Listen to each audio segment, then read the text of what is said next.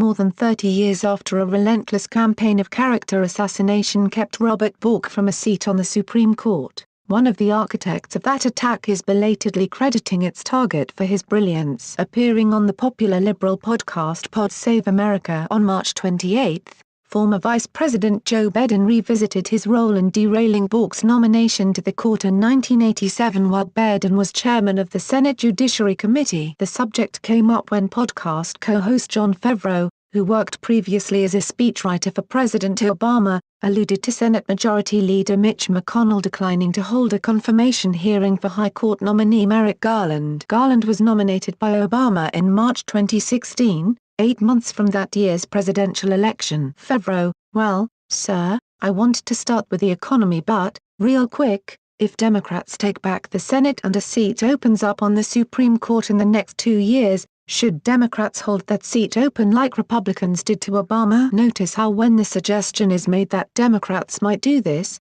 they would ever so innocuously hold that seat open. When Republicans did it, they stole Garland's seat in a scandalous gamble. Biden responds: "Biden, I don't think so." Favreau: "Even if it means they get another Gorsuch?" Biden: "No, that's a big difference. Remember, I'm the guy that kept there from being a guy who was maybe the most brilliant conservative who was nominated for the Supreme Court." Favreau snickers: "And I kept him off the court. And I was able to."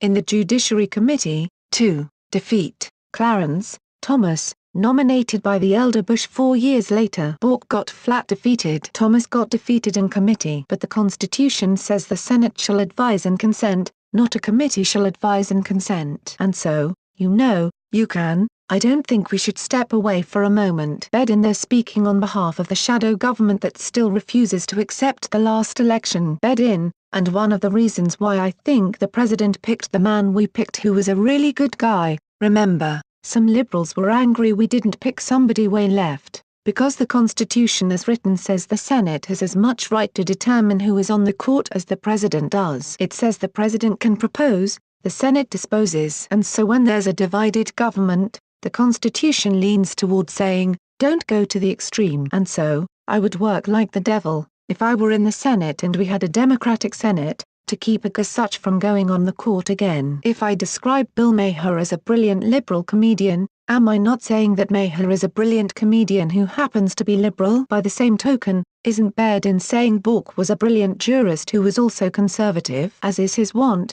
Biden lets the cat out of the bag. The biggest problem for liberals when it came to Bork was not his originalist views of the Constitution, or that he pulled the trigger for Nixon in the so-called Saturday Night Massacre, but the fact that he was brilliant and could be expected to push the court to the right for generations to come, hence he had to be destroyed. How seemingly gracious of Biden to acknowledge Bork as legal exemplar, albeit long after it mattered, and seeing how it is now beyond dispute. Worth noting is that Bork's months-long nomination battle in 1987 roughly aligned with Biden's first doomed run for the presidency, which ended amid growing evidence of his propensity for plagiarizing remarks from other politicians. Also leading the charge against Bork that year was Senator Ted Kennedy, Democrat of Massachusetts. This week, a movie comes out portraying how Kennedy left a woman to drown in his car while he waited 10 hours to report the accident and focused instead on saving his political hide. It's taken Hollywood nearly 50 years to depict one of worst, and most dramatic, political scandals of the last century. But again,